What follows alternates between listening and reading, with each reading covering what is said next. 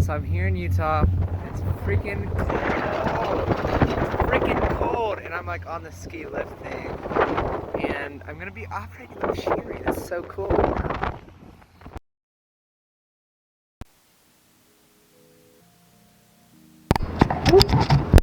Testing, testing, testing. Testing.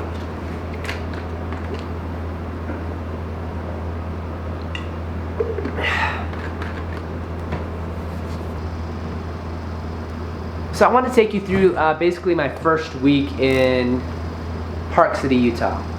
So let's start at Saturday. So Saturday I depart San Diego in my two-wheel drive summer tire, or San Diego tired Ford Ranger. Let me turn off this freaking air conditioning. You might be asking, why the heck am I using air conditioning in the winter in a place where it's snowing outside? I don't know. Alright, so I depart in my Ford Ranger. Everything's going great. It takes me 12 hours to drive here. I arrive here on Sunday. So boom, we're already a day through. It is Sunday morning. I arrive in Park City at 9:30.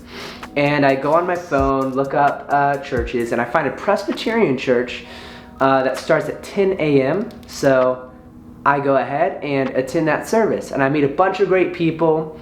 And they invite me to, guess what? The Super Bowl party at somebody's house because it is the Super Bowl. So on Sunday, it's February 2nd, Super Bowl day. So after church, I go to their house, one of the people I met, let's just call him Nathan.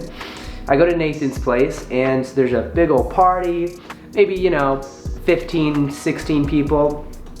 And there's beer, wine, gumbo, shrimp, chili, like there's amazing party. But yeah, so I meet everyone there. I'm kind of talking. They're like, wow, you just arrived from San Diego? You drove? And I'm like, yeah, I drove. And they're like, where are you gonna stay? And I'm like, oh, employment housing. I'm gonna get employment housing tomorrow. Tomorrow's my first work day. And they're like, where are you gonna sleep tonight? It's freezing out there, literally freezing. I say, I'm gonna sleep in my camper, my truck has a little shell. It's I can sleep in it. I've got an Alaskan sleeping bag that my buddy Trent, shout out to you Trent Putney, for letting me have that. It's a negative 20-degree sleeping bag, so I was warm that night. But people give me their numbers, many different people give me their numbers saying, hey, if you run into any trouble, call me and I'll help you out, or we'll find someone who can help you out. That is Sunday. I sleep in my truck that night and it's fine. It's awesome. Monday, I start training as a lift operator in Park City. Now, the training's awesome. I show up, there's more people than I expected because I expected late into the season this late. There's only a couple months left of winter, so I didn't realize, but this company I'm working for just is hiring, like even right now. So it's one of those things where they just always need more lift operators. So I start my training that day with like 15 other people. This is Utah, so I expected all of them to be Mormon. But yeah, I was definitely the only person inside the room who has never skied or snowboarded. I've never skied or snowboarded, still haven't. The company does offer free lessons. I can like crash a lesson that somebody else is paying for, which is awesome. So I'm gonna use that in the future, but I still to this day have never skied or snowboarded, and I'm working at a ski resort. But yeah, everybody, there's a couple people who are acting weird in the training, but most of the people are mature. Really cool guys, fun guys to hang out with. Only one girl in the class, super cool. Monday, pretty much, so basically, I email the employment housing the day before on Sunday. I actually emailed employment housing, hey, I just want to know where I'll be staying tomorrow so maybe I can, so I can move in. And they get back to me on Monday and they say, hey, unfortunately we don't have any spots available right now, but in the future when we have spots available, I'll let you know. And I'm just like, what? What? Like I just drove here in my truck and I'm expecting to sleep in a bed, but and they promised me employment housing, and I slept in my truck that night. Let's just say that. So I was kind of upset that they basically lied to me. They said housing available on my application. and housing became not available as I showed up. So that kind of sucked. So the next day is basically the same thing, Tuesday. We're just doing training. It's really nothing special. I actually, that day I'm emailing like, hey, I was promised housing. How can I not have housing? I was pretty upset. But that's basically all Tuesday with. I was tired of sleeping in my truck, so I drove to Salt Lake on Tuesday night, and I stayed at a hostel for $50. There was actually no hostels available in Park City, so I drove maybe 45 minutes without traffic. In the morning though, there was traffic, and it was like an hour and 30 minutes or something. In the morning actually, so now we're on Wednesday morning. Wednesday morning, there's a great breakfast at the hostel, like a help yourself sort of thing. I go outside and I fire up my truck and I'm like, all right, let's go. I start my car and I'm driving and my wheels are just spinning. And I think a neighbor down the street saw that I was having trouble moving my car because it's two-wheel drive and it's San Diego tires. So I'm just like, you know, just staying there, and nothing's working. But this guy, I assume is Mormon because he's so freaking nice. He walks down the street and he comes up to me. He's like, hey buddy, can I help you out? Like maybe we can do a rocking motion. Let's say you got a manual. Yeah, just put it in first and you kind of rock it. Let's do rocking motion. Maybe I can help you out here. So we do that for like 3 minutes. It's not working at all. Some guy in his truck comes and he gets out of his truck and he's like, hey, I see one's not working, maybe two will. Let's try it out. And so he helps out and it works. And like as I'm driving away, I'm like, oh, thank you so much. So like, thank you to you two white male privileged men who helped me get out of my spot there in Salt Lake. But as I'm kind of driving away, I'm kind of sliding. Like as I'm driving and there's a stop sign, I press on my brake and I'm not stopping. Like I literally just slide through the intersection and I continue on my way and I'm like, oh my gosh, I don't have control of my car. So I'm basically sliding down a hill. It's this weird thing where I press on the gas pedal and you can kind of feel it kicking back almost. And I don't know what that is, but I'm assuming it means, other people have told me, look, just don't slam on your brakes, kind of ease on it and it'll be better. But needless to say, because of that whole incident, I was late to work, and that day I went to an auto shop, and I got cables. I ordered them and I got them the next morning, well, next afternoon, it doesn't matter. I got cables on Wednesday, that's all you need to know. Well, I got Thursday, Wednesday's done, we're done with Wednesday. Thursday night. So, or Thursday day, I go to training, same thing, we're learning all this cool stuff, so cool. And basically, it's Thursday, and I'm like, okay, employment housing, have you got a spot? No, we don't have a spot. Okay, well, frick you, this sucks. I look up hostels, there's no hostels under like $500. The hostel in Park City in Salt Lake City that I stayed at, completely booked up. I was lucky to get to be able to take a shower the night before. So yeah, on Thursday, I finally like swallow my pride and I'm like, dude, the people at the Super Bowl party told me that they can help me out if I just give them a call. So what does a millennial like myself do? I shoot them a text. I'm not gonna call anyone. Have you ever seen a millennial call someone? No, that doesn't happen. So I shoot a text and I'm like, hey, let's call him Rick. So I call Rick and I'm like, no, I text him, right? I'm a millennial. So I text him and I shoot him a text saying, hey Rick, I was wondering if I could, crash on your couch tonight. So what does Rick do? He shoots a text? No, he is not a millennial like myself. He gives me a call. I shoot him a text and he gives me a call. He's like, hey man, sorry, I actually have my son and daughter and some in-laws staying over, so we're a full house. But hey, I'm gonna reach out to a couple people and I'll see if I can get you a room. And I'm like, dude, thank you so much. Thank you so much. He's like, yeah, I'm sorry you couldn't stay at my place. And I'm like, dude, thank you for like helping me out. That just means so much. So then a few minutes later, I get a call back from Rick and he says, hey, you can stay at, let's call him Bob. You can stay at Bob's house. You have a great place in, you know, let's call it Susanville. And yeah, you can stay there. I don't think he doesn't have that accent, but you can stay there. So that night, I stay at Bob's house, and Bob has a beautiful house. They fed me dinner that night. Friday morning, they give me a huge breakfast and send me away with a packed lunch. They send me away with a packed lunch. Nicest family I've ever met. Thank you so much to Bob and his wife, and I got to meet his son too, like in his mid-20s.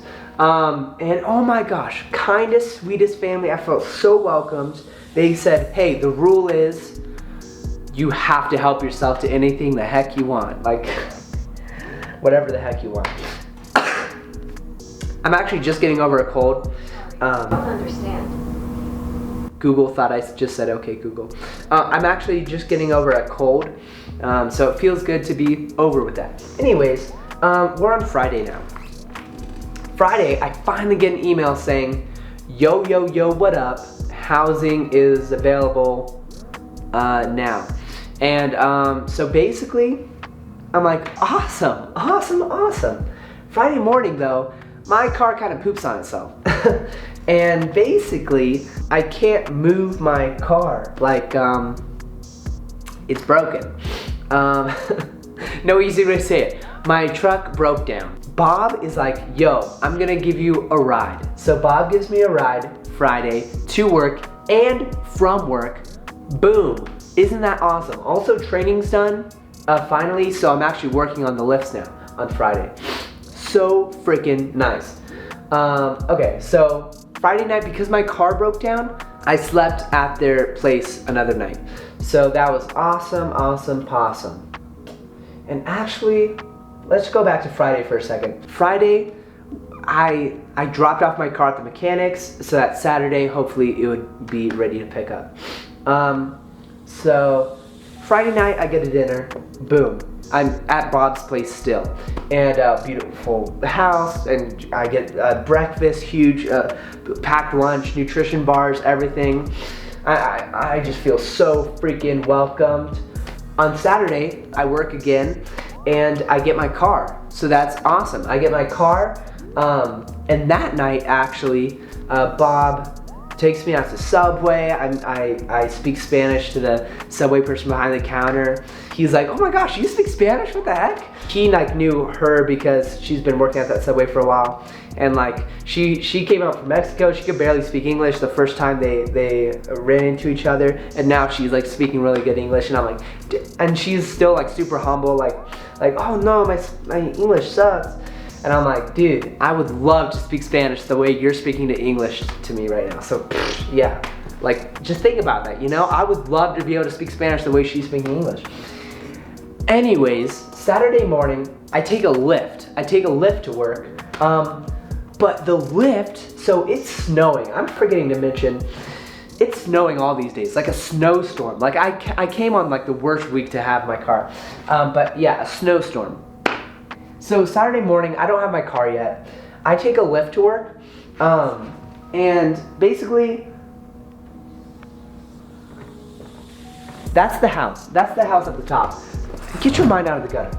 So basically, there's a road that goes to the bottom here. You know, boom.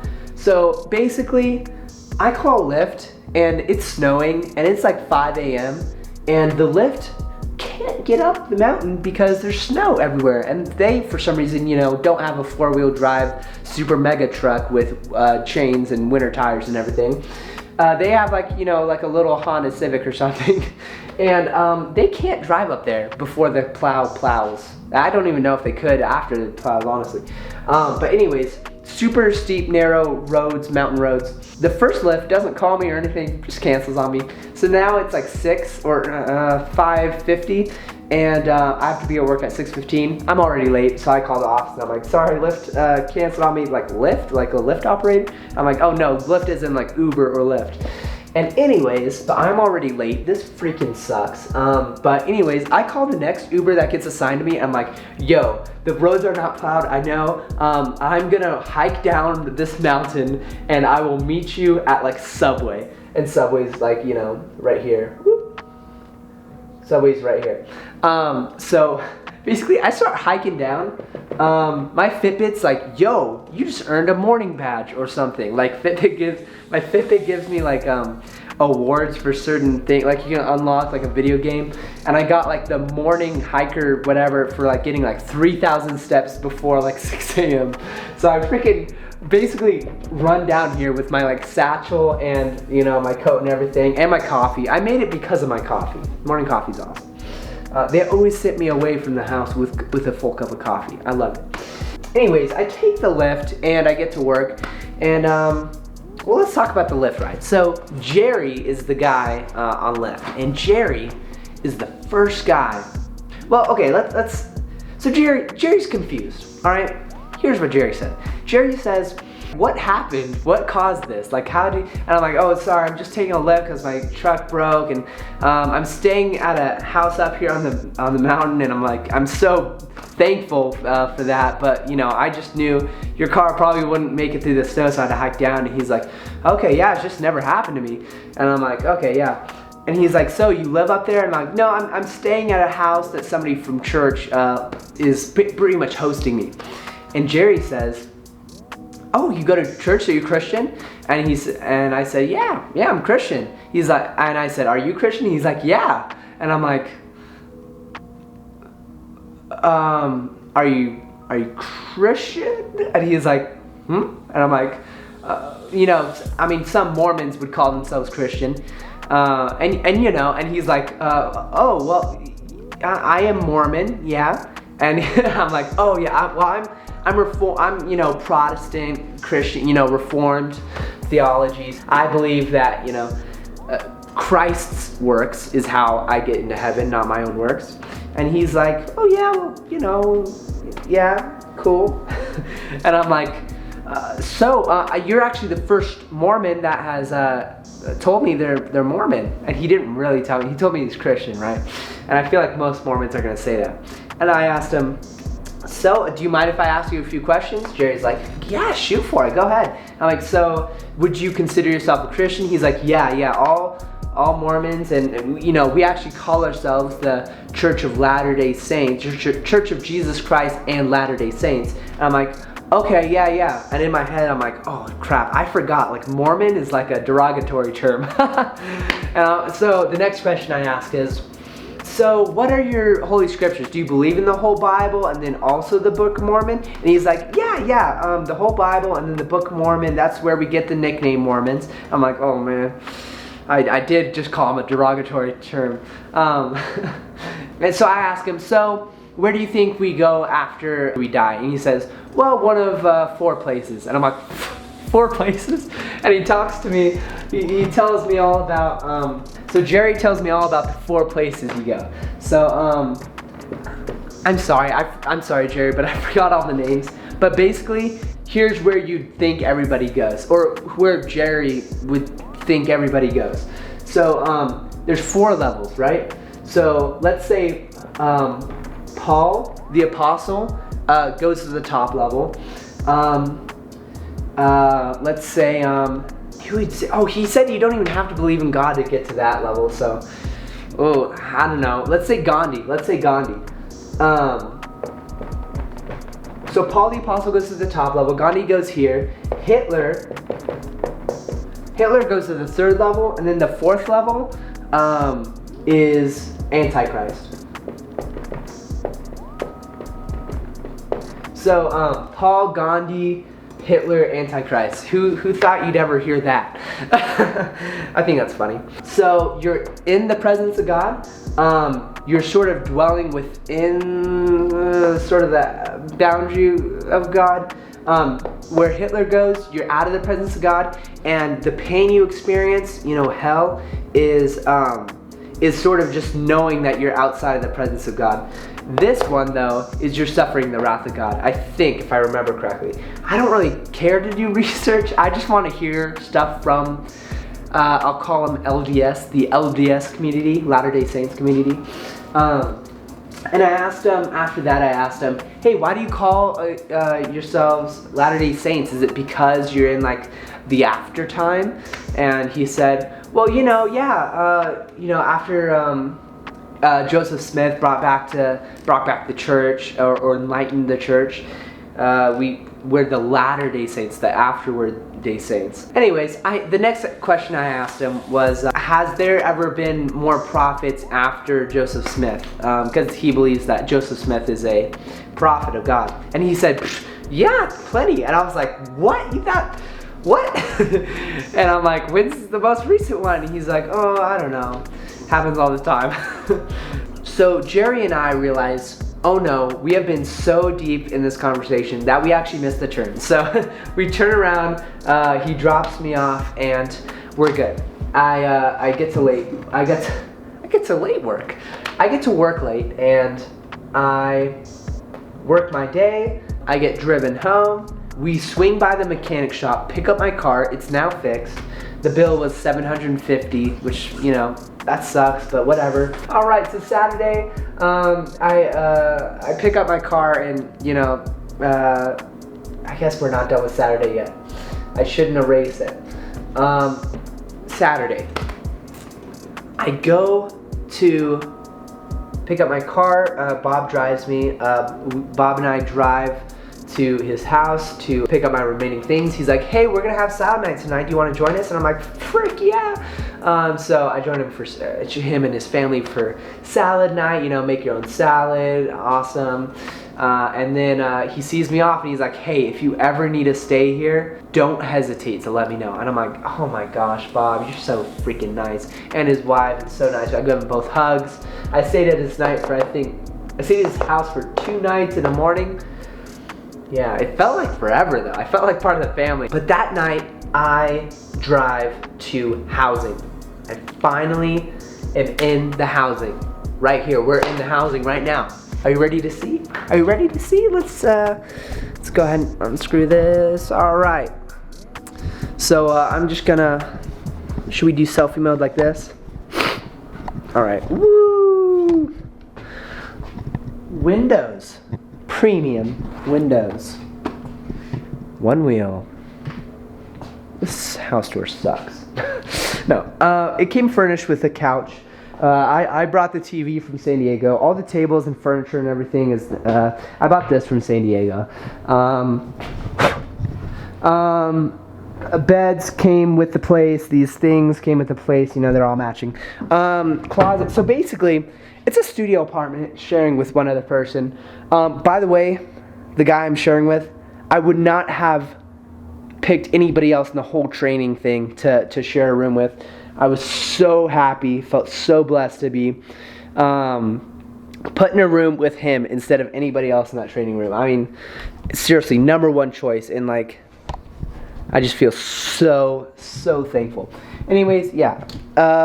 Closet, 2 beds. AC unit. What I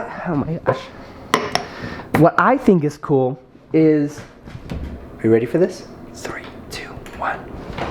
Boom! Washer and dryer in the unit. Our own kitchen. It's a luxury studio apartment. We got the dishwasher, which we never use. Alexa, play Despacito. Here's Despacito Remix by Luis Fonsi, Daddy Yankee, featuring Justin Bieber on Amazon Music. Justin Bieber. Anyways, guys, thank you so much for watching. That's my first week in Utah, and yeah, I guess I can cross off Saturday. Boom, that's the week. Saturday to Saturday. I know that's technically 8 days, like the Beatles song, 8 days a week. But yeah, that's everything. That's everything. We're done, all right? Why is Justin Bieber singing